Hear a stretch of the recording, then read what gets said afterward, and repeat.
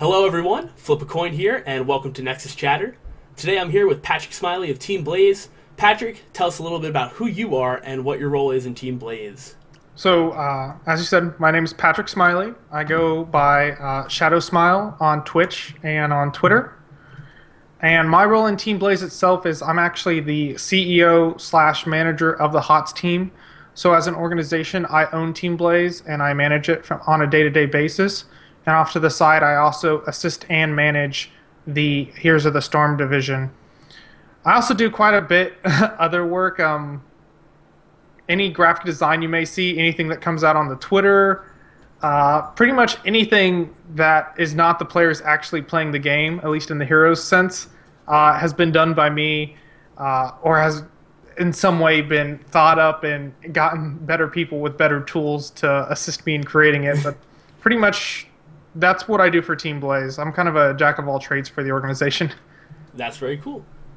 Design-wise, is that a skill set you've always had as far as like graphic design, or you just kind of pick it up because of Team Blaze? Graphic design was like a weird niche that I fell into in high school. It was like, you know, it's really cool, photoshopping weird things together, and it just kind of grew from there. I just happen to have a good eye for, I don't want to say minimalistic, but very clean, very good-looking type of things, and so I kind of grew into that role from my past and just doing other things within the esports scene, and so.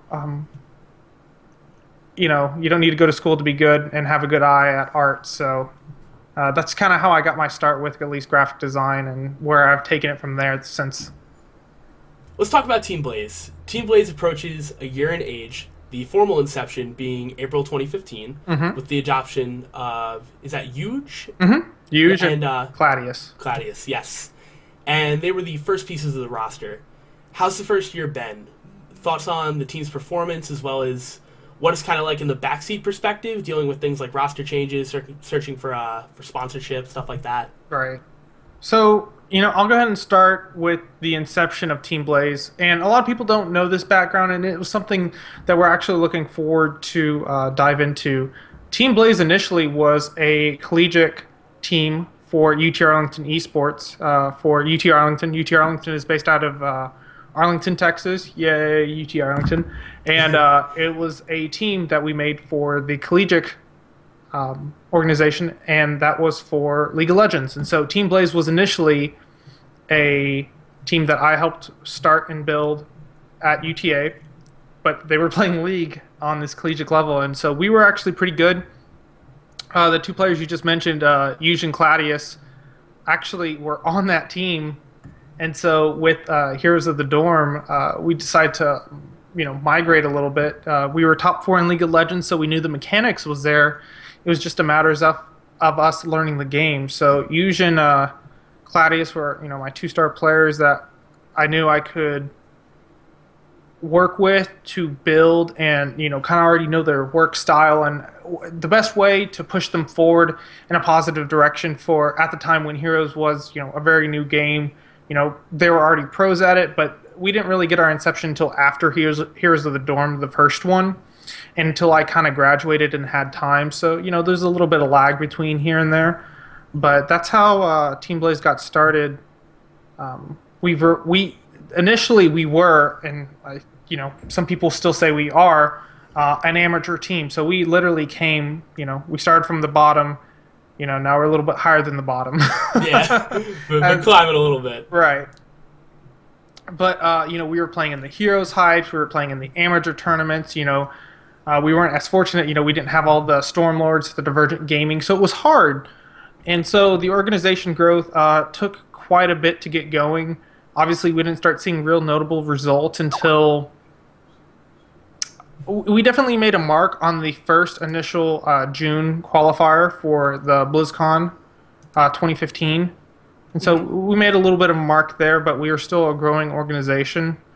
And so this year, you know, this year was a year of growth and growing that stability. Obviously, it was getting our players together. It was establishing the brand and the rapport with the Heroes community. And now that Heroes is starting to grow larger, not only with the money Blizzard is putting into it, but with the fans and the better exposure we're starting to get, and with hopefully soon the introduction of, you know, ladders and MMR reset season 1, all that good stuff we're waiting for. Yeah, that January stuff. Right, the hype. So, we're looking forward to it. So the first year, we got in at a great time, especially as a new organization. So we're going to be able to continue going through this year. Thoughts on the team's performance, as well as it's like from the back seat. So the cool thing is, a little bit of background on me. I was in their seat at one point. I'm 23, about to turn 24 here in April. When I was 18, 19, I actually played competitive Call of Duty 4 for PC. Oh, wow. So I played at a high level, and I played for about a year and a half. Wrecked my hands in the process just because I wasn't stretching, carpal tunnel out the wazoo. And so, I was in that player's perspective, and, I know how it is, the stress, the practicing, the constant practicing, and, the defeats and, how you can kind of feel if you're not succeeding despite all this work you can put in. So rather than have a backseat like most, this is why I was able to put myself in a manager role as well as a CEO role. I've actually been able to work extensively with the team, Yuj being my captain. At the end of the day, my captain has final say, but it's always a discussion between myself and Yuj for any type of roster changes or anything that we might be dealing with internally for the team. And it's also my job as a manager for the team to, if players are having internal issues or just personal issues, to be that dad for them, as they like to call me. So, I haven't had a reason to take a step back because Team Blaze is my family, and that was the one thing that I wanted to make sure we established as we were growing our roster with both Eugene and Claudius. I already had this relationship, but I wanted to get like-minded individuals who had good work ethic and that were really going to, give 100%, and then that trust was mutual. If I'm going to give them what I can give them, I expect the same in return, or I expect as equally as hard work to get to where they want to be. And so, not a real need for the back seat, but searching for sponsorship, that's pretty much been on my plate since we started the organization. Definitely on my plate now as we're starting to make a name for ourselves. Website's going live soon. Heads up there. Tell you guys at the end of the interview, the URL. But, we're going places. We just qualified to go to Los Angeles here at the end of the month. We're excited. We're pumped. And we're hoping to show you guys some good games. And so, and hopefully I can pick up some sponsorships for Team Blaze and hopefully send these guys around and, give them the same experiences that I had when I was playing professional. Yeah, that's great, man. That's really cool. And it seems like you guys have like a very sincere relationship with each other, which, esports as a whole is a business, and a lot of the time business does indeed come first. But it's cool that you are that personal and close with your players. That's a really great thing. Well, and that alone was one of the big things, because we came in with a dream, and at least I did. I knew from my background experience, I've worked for multiple organizations. I've worked for, I played at a professional level. I've worked for Quantic Gaming. I started a all-French Dota 2 roster called Terra Firma. Sold Terra Firma to Denial Esports, and then worked with Denial Esports for a year. So I have the background, and I know the industry, and I know how I don't want to say savage, but it can be very harsh. It can be hard for a young adult moving into the space. And so I really wanted to make sure that the players that I was going to have, that we were going to be able to have this mutual agreement that, well, I expect this, I know you expect this out of me as well. And so it's kind of, there's a trust and there's an honesty between manager and player, and then CEO and player type of thing. So, you kind of have to separate the two. At the end of the day, it is a business, and it has to be a successful business, which makes it that much harder with the roster changes we've had in the past. But, definitely think we're in a good place now. I think as of right now, we are the longest standing team that has not had a roster change, and we don't plan on having any roster changes unless something, personal happens, but nothing's on the radar. So hopefully we can continue pushing that forward. Yeah, that's great to hear. And hopefully that solidarity will push forward. Right. Yeah, if you guys What do you guys have to place in LA in order to go to Seoul? It's top two. Top two. Top Okay. two. So Korea, fingers crossed. Yeah. Hoping for that. That'll be awesome. Right. That'll be so great. Esports mecca for Seoul. Basically, yeah. So with that said, you're 24, right? 24? Yep, 24. So or 23, 24 in April. 23, 24 in April. Yeah. So comparatively speaking to maybe a lot of other professionals in the industry right now, you're a pretty young guy. So what's it like to be representative of 5 other young individuals' kind of futures in esports? It's a little scary for the fact of, I'm a team owner, especially with us going to Heroes Rising. It's like, I understood the planning aspect, but as we got there, it's like, oh my God, I'm taking care of somebody's child, somebody's baby, type of thing. And I just had to really watch out for it. So I had to make sure that not only am I taking care of them, but that they're having a nice time,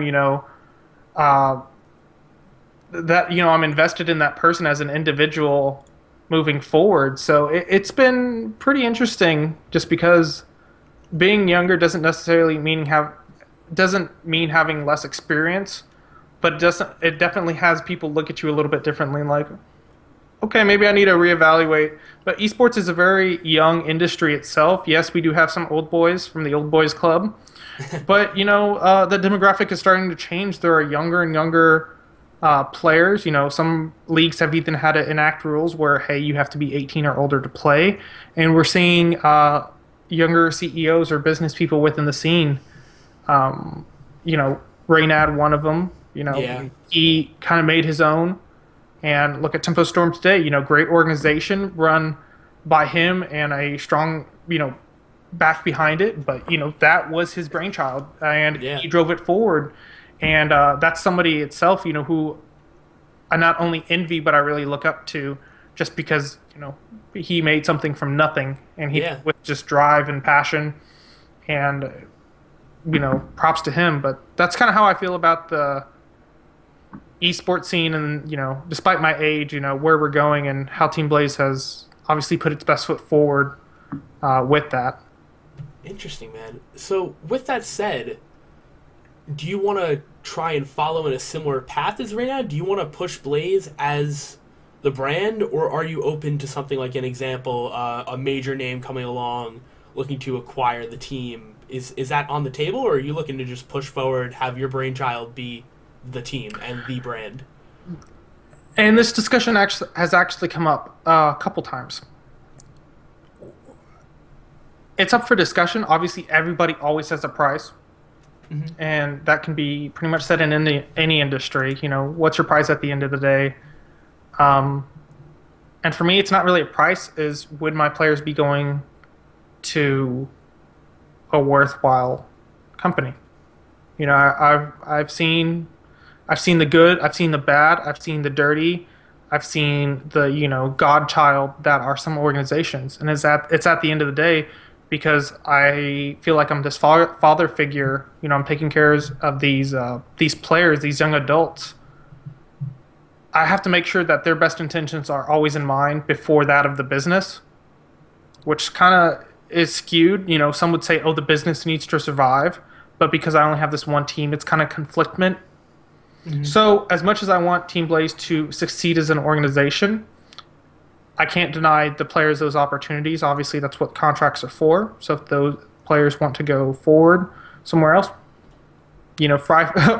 fly free, little birdies. I wish you the best. But definitely up for both. Obviously, with my experience in multiple fields, Dota. At one point, I managed a CS:GO team. I've managed old StarCraft players, Quantic Hawk. And then at the time, it was the STC, a really great Korean Terran player. And so, I would love to see Team Blaze expand and become that household brand, the Cloud9s, the Dignitas. But at the end of the day, I need to figure out what's the best for both parties. So, it's definitely something up for discussion, but Team Blaze isn't going anywhere for at least another year or so. hopefully we can continue to grow the organization and expand into other games, but I really want to make sure we're solidified in the hero scene before I do any aggressive expansion. I mean, I've had opportunities to expand into CSGO and Hearthstone, but I really want to make sure that my Heroes of the Storm players are taken care of first, because they are, obviously, they help build the brand itself, so I need to make sure that their equity is paid for time and time again. Makes sense. That seems to be a really good philosophy on the matter. And the way I kind of see it, you guys seem to be set up for kind of what Cognitive was when Cognitive came about. If you look at like how David Fry managed that whole brand, it started with solidifying just Smite. That's all they had on the table at first. And then once seeing great success in that game, they really kind of ran the brand into light and then expanded to so many different games. Right. I think that's a totally possible future for you guys. It'd be really cool. I mean, there are certain organizations who I would say yes in a heartbeat, just because I know how they run their businesses. They treat their players well. For instance, I think some of the new, not necessarily in the hot scene, but some of the new League of Legends team, especially Echo Fox with Rick Fox, he is a father. He has his 21-year-old son. He knows what it's like to be in those stressful situations, not only from basketball, but raising a son itself. So, organizations like Echo Fox, Immortals, some of these other teams that, are coming into the scene are really showing, how to take care of these players. And so, like I said, everybody has a price.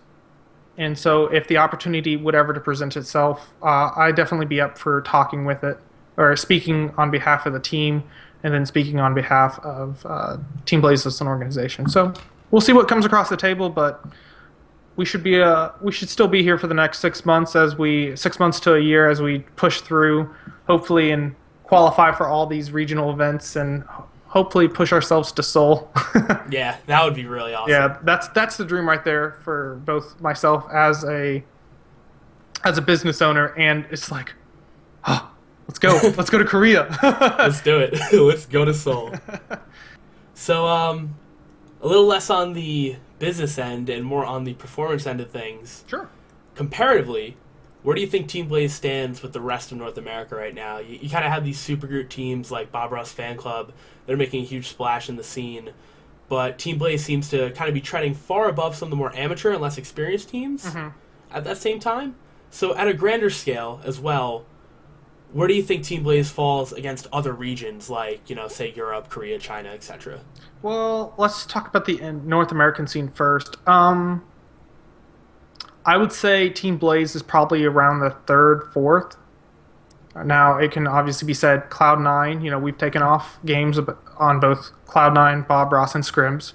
But it's, that's Scrims. You have to perform when, people are watching, and, we haven't done so yet against those top two teams, so definitely can't put ourselves above them. With the rebuild of Tempo Storm, we've been pretty much around neck and neck. They had not very good results here in the past month. They're starting to really show that they are a team to be trifled with, and we knew that coming from the get-go. So despite their faults and little bumps in the road, it was a brand new team. And with the rebuild, we think that they're going to be our biggest rival. Not seeing too much concern right now with some of the amateur teams that are just coming up, the Resurgence, Cognitive a little bit, but I'm pretty sure we have counters for most of their play styles, and they're pretty easy to read. So yeah, third or fourth, and it's just us and Tempo Storm. Tempo Storm, great team. Pick up a Stray, and just everybody else. I think that's great for the organization, and if they can really start to gel a little bit better, I can see them going very far. So yeah, hopefully we can start to take some teams, take on some of these bigger teams, the Cloud9s and the Bob Ross, and actually beat them at streamed events, not when it actually matters. But yeah, I think the top four right now are pretty much solidified. It's everything down, the 5, 6, 7, 8. Yeah, we might drop a game to them every so often, but for the most part, I would say we're at least, for every game we lose, we're taking at least 3 to 4 off of them in professional matches. So pretty confident on where we're standing right now in North America. And other regions are so unique on their own, just with their metas and how they draft. Now, as you know, Team Blaze has a very unique draft style, um, where in some cases people say we like to play cheese or pocket strats or whatever you want to call it. Um, but it counters so many different metas and play styles. So at a European level, I feel that we could probably do very, very well just because of their comps and how they build those comps. We have counters, we have comfort champs. I think we would do. I think we'd be almost in the same spot, if not better, in the European scene. Now, with that said, there's a lot of good European teams, so we'd still at least be top 5 or 6 in Europe. With definitely room to grow with each meta change and with the patches being more constant. We never know how that's going to change for us. Looking towards China, Korea. China, Korea is a little bit harder to gauge. Really like what we're seeing right now with the Artanas Korean meta and how they're building that. Not necessarily viable yet here in North America just because of the playstyle, so it's kind of hard to gauge if we were to place Team Blaze North American meta in a Korean meta, how would we perform? So it would be very interesting to make it to Korea in this case and be able to play these type of things, because not only would we have to adjust on the fly, but we'd get to bring some of our flair, some of our different comps that we've prepared for North American meta and put them against European, China, and Korean meta. So I think we would perform very well. I don't want to say too much about China, Korea, as I'm not too up to date on some of the top teams, but Europe, I think we would definitely fare very well in the European scene. That's cool to hear. No, that's really good. I know it's, as you've been saying, the whole idea of conflicting play styles kind of makes that question a little more difficult, but how do you define your team's play style, if you could? Innovative. Very so innovative. If somebody had to describe Team Blaze, we're innovative, we're at the forefront. Eugene, Euge was one of the first people to solo Tassadar. We were one of the first teams to start running the Cho'Gall on an actual comp that was legitimate. That's why you might have seen it banned out so much on this last qualifier or in all of the qualifiers, because, hey, people got scared. Yeah. Tyrael, Diablo, we're innovative. We're bringing things out that have never been seen, and we're winning. So if we're winning, it's not that we're throwing the opponent off guard. It's we're coming up with new things that haven't been seen. We're playing the game in a different way. If you want to call it cheese, fine, but you're losing to it. So at the end of the day, winning is winning and losing is losing. If you felt we're being a little bit cheesy, then it's not a pylon rush, it's not a cannon rush, it's it's not StarCraft. You have to adjust accordingly. Absolutely. And really, it doesn't come off as cheese to me personally. It seems more so just a choice to not be compliant with what is considered to be generally accepted as meta and correct. Right. And the fact that you're going out and winning with that, as you said, winning is winning. So yeah. I would consider that innovation. And plus, it's enjoyable. Nobody likes continuously playing, Falstad every match. Nobody wants to play Murden every match. Oh, here's a Stitches pick. Here's a Diablo pick. Solo tank, with all the new champions coming out and all the patches coming out. This is our field day. Things are going crazy. Chat is going, our Skype chat is just, hey, what if we can do this? What if we can do this? It's definitely exciting. It keeps the game invigorating, and it keeps us getting better and better because now we have so much more in our back pocket that we can perform in. So when you don't conform to the meta, you become very, very powerful and very, very scary. So that's awesome. Exciting to see what kind of appears going forward with that. There's every time a new hero comes out, that's a new potential for something crazy to happen on your camp. That's cool. So I wanted to call back to the second question because I saw a tweet from the team account saying that you guys were looking for sponsorship in 2016. I know we talked a little bit about this before, but I'm curious to have you expand on the idea of the process that it is looking for sponsorship and selling your brand right now. Is it difficult not being the number one team in a considerably smaller scene by comparison of, say, like League, CSGO, etc.? Because although, as you said, you're kind of like top four, you're in a really good spot, is it still difficult to try and kind of find people to throw their name on your name? And that's the big point is, and the big question everybody's asking is how long? It's longevity. How long is Team Blaze going to be around? How long is Heroes of the Storm going to be around? How long is this going to be a viable investment for me to see my return on interest? And so and all these questions are going to be answered here in 2016 with obviously all the regional events. Blizzard's putting an insane amount of money into this. Props to them. They're putting more heroes out. They're listening to their community. They're growing their community. Yeah, they might be a little bit behind on things, but the fact is they're doing their best. And they're learning from their esports mistakes that we've seen in the past with some of their other games. From a business perspective, on my side, it's more or less selling that longevity. Hey, Team Blaze is now just hitting results, but look where we've come from, and look where we are now, and here is where we see ourselves in 2 months, 6 months, 1 year, 2 years, however long you want to put it out there. And so it's really selling the dream of Team Blaze and selling the dream of Heroes of the Storm, in this case, just because it is our only team.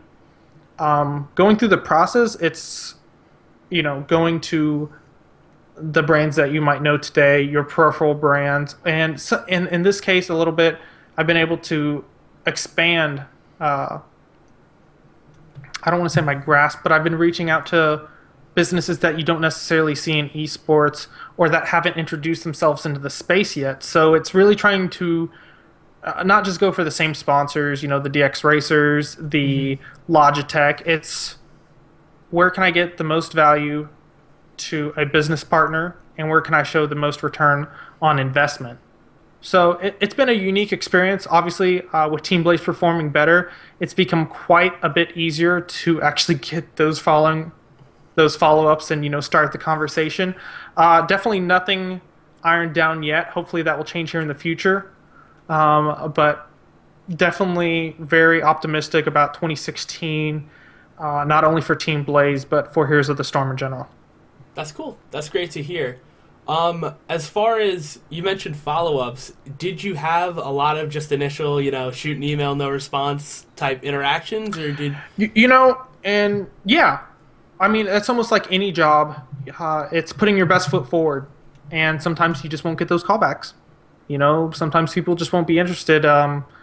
You apply for jobs. It's not necessarily a shotgun. Hey, let me see how many people will hire me type of thing. But it's strategical, scalpel. Hey, I feel I can bring XYZ to your brand. Would love to get back with you. If they don't get back to you, move on. That door may open in the future. It may never open at all. But you never know. And so it's you just got to keep trying and pecking away at the list.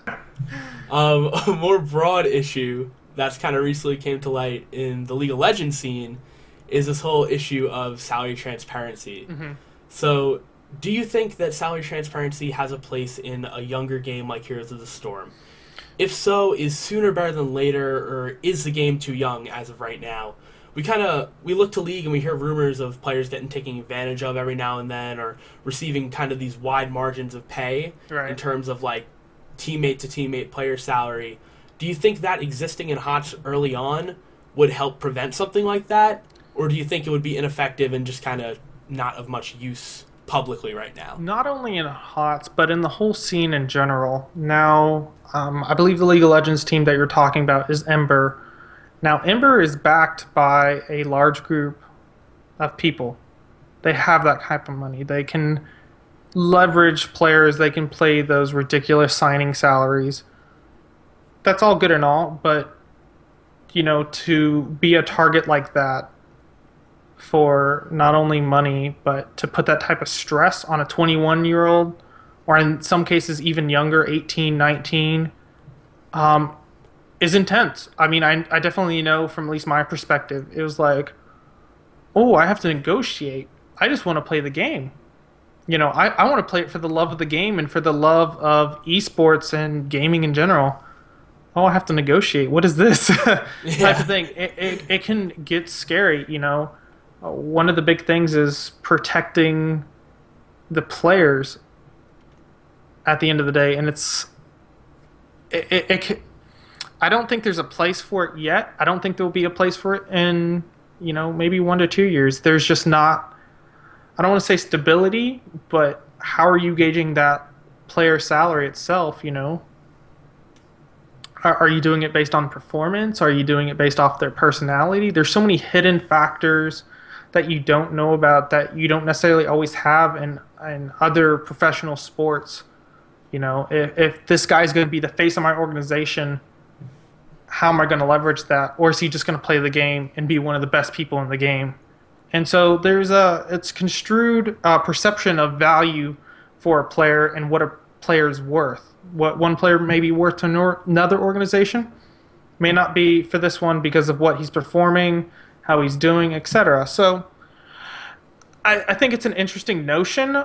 Now, do I think it would apply and work very well in the hero scene? No. Do I think it would work in other scenes?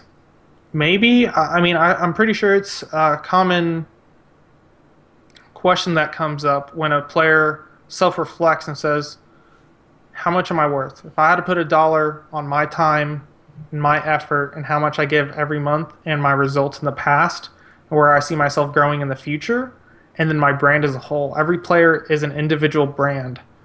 So it's up to them to really come up with that number. Should that number be public? I don't think so. I would never want my colleagues or my teammates to have this animosity because I'm making more than them. I show up and I put either the same amount of work or I put more work. But as long as I obtain the results, money shouldn't matter, at least in my eyes. So that's just how I feel. I don't want to say it's a close to the heart type of conversation, but especially in the esports scene, I don't see a place for it. I understand that. I think we just need to protect our players, and that players need to be engaged and kind of be aware of their situation, because while they may be young adults, we need to treat them like adults, and we need to make sure that they're ready for this type of thing. Because when you start talking about some of the numbers that you're seeing in League of Legends, CSGO, hopefully soon to be HOTS, these are six figures. For some of these people. Yeah, and, hey, I just won the international. How much did you make this year? Oh, about $1,600,000, half a mil, 2 mil, 3 mil. It's like, okay, well, I'm going to go now. It's like, it's starting to get a little crazy, and I just don't think there's a place in it, to end my final thoughts on that. Yeah. No, that's very well put. And that, I think how you feel on it is exemplary of the pretty much one of two sides of the argument. I think everything you say is really valid, and I find myself agreeing more with the points you kind of put forward. Mm-hmm. The other end is this idea that, if everyone was public, or if most teams were public, or if we had more numbers flowing publicly, that would protect, the new guy and the little guy and the young guy trying to negotiate his contract. Right. But it's interesting. I'm not sure what the right answer is, but I think I feel a little more attached to your thoughts on it. I think, at least right now, it's better to be left as is.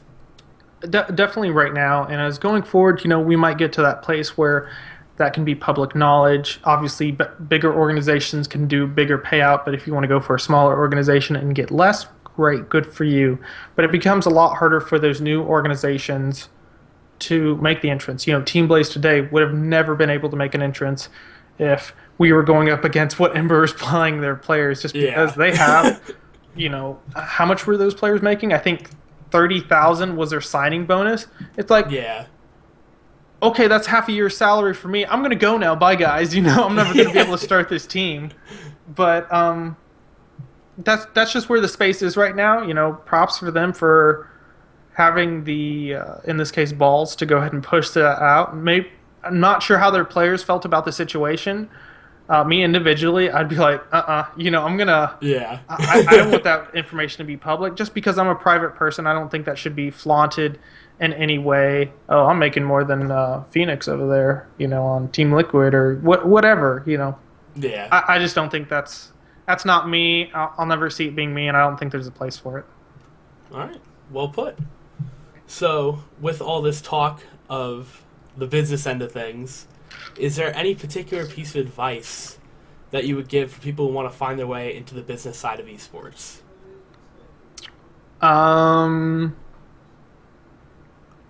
Make yourself invaluable.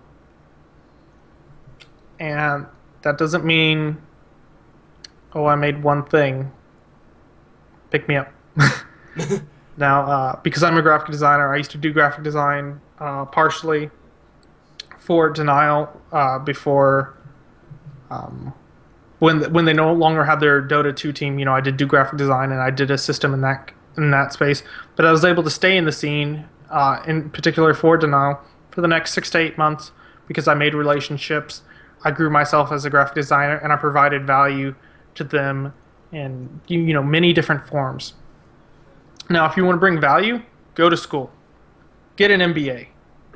Become a better business person. Too many people come into the scene not having any experience and think, oh, I can just do on-job training. No, I don't have time for that. You either take yourself aside and A, become a content producer, or B, you show something tangible and value that can bring my company, or I'm not going to pick you up. It's as easy as that, is bring value. Right now, guess how many people Team Blaze has staffed? 2. Yeah, I was going to say probably you plus team plus maybe one person on the social media end? 2. No, I'm all social media. I do all social media. I do social media, Team Blaze, at Team Blaze GG, all those dank memes, all the GIFs, that's me. Wow. I have a GIF folder, and it is growing substantially. Yeah, there's a lot of GIFs on that Twitter. There's a lot of GIFs. I might calm it down a little bit. Need to calm down. A little bit too dank. But the only other person we have on staff is Gummy Bear. Gummy Bear is our analyst. Wow, that's a very small staff. What does Gummy Bear bring? He watches all the VODs. Not only our VODs, he watches Super League, he watches EU, he watches Korea. He brings substantial value, and he does an extremely good job at what he does. Gummy Bear is not going anywhere. But what else could you bring to Team Blaze? That's the question at the end of the day. I've had plenty of great people say, hey, I would love to join Team Blaze. Okay, cool. What can you do for me? Tell me your position. What would you do? Oh, I don't know. Well, put me where you can. Nope, don't want you. I want you to have a drive and a passion. Say, hey, I think I can do this, and I think I can do it better. So make yourself invaluable. Do the best job you can, and show that you have the drive to move forward into the scene. Because you'll start to get noticed, and then you'll eventually get picked up. But coming into this with this naivety that people will just want, a rando to come into the scene. Team Blaze is how new? Barely a year old. Yay, happy birthday, Team Blaze. Haven't picked anybody up except for Gummy Bear. And even then, we only picked up Gummy Bear around 2.5, 3 months ago. And it's probably the best decision that we've made since.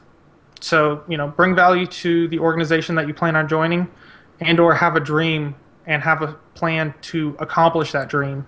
So that's pretty much that's my best advice that I can give, just because I've seen so many talented people have no idea, no drive, no nothing, and just want the name. Yeah. Those are some very, very wise words, I think. Well, in this case, let's put it in your case, Flipcoin. Flip a coin, I'm sorry. You got it. Yeah, sorry. What are you bringing to the table? Well, in this case, you're bringing content creation. You're bringing a different side of esports that not a lot of people get to see.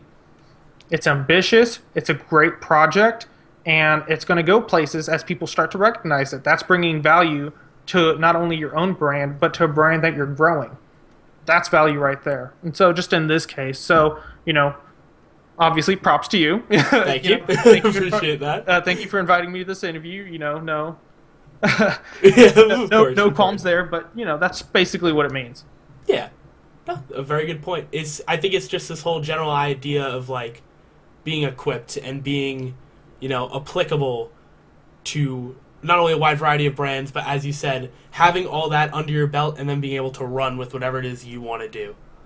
Utilizing the skills you have is probably the best thing in the world. You could be the most talented quarterback in the world, but if you're playing baseball, you're not going anywhere. That's a good way to put it. Yeah. All right. I think we're just about ready to wrap up then. That covers everything. Awesome. Yeah, so lastly, in closing, is there anything not previously mentioned that you'd like to include? Shout-outs, sponsorships, Team Blaze-related announcements? Shout-outs? The floor is totally yours. Well, big shout-outs to my team. Love you, Team Blaze. Hearts all the way around. Claudius, Eugene, the whole shebang, Jason, Marty, and last but not least, the beautiful Rafflecopter. So big shout-outs to you guys. Thanks for sticking with me, and I hope we can make 2016 great. Shout out to Into the AM for our great jerseys. If you guys want any of our jerseys or any of our merch, definitely check them out at Into the AM. Use code BLAZE for 10% off. 10% off, always good. And last but not least, Team Blaze website is finally going live. That's going to be teamblaze.gg. Should be going live tonight, so hopefully check that out. Going to have some guides coming out from Yuge pretty soon with how to play Rhaegar. Obviously, with the new changes to him, he's become very powerful. That he has. Yeah. But not only Rhaegar, but we're going to be getting, hopefully, some more content coming out in regards of videos.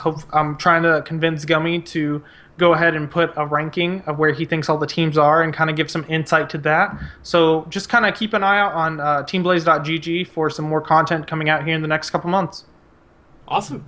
Thank you so much, man. Really appreciate your time. This was great. For any more Heroes of the Storm-related content, whether it be patch analysis, interviews, talks with people in the industry, hit that subscribe button. Thank you very much. It's been Flip a Coin.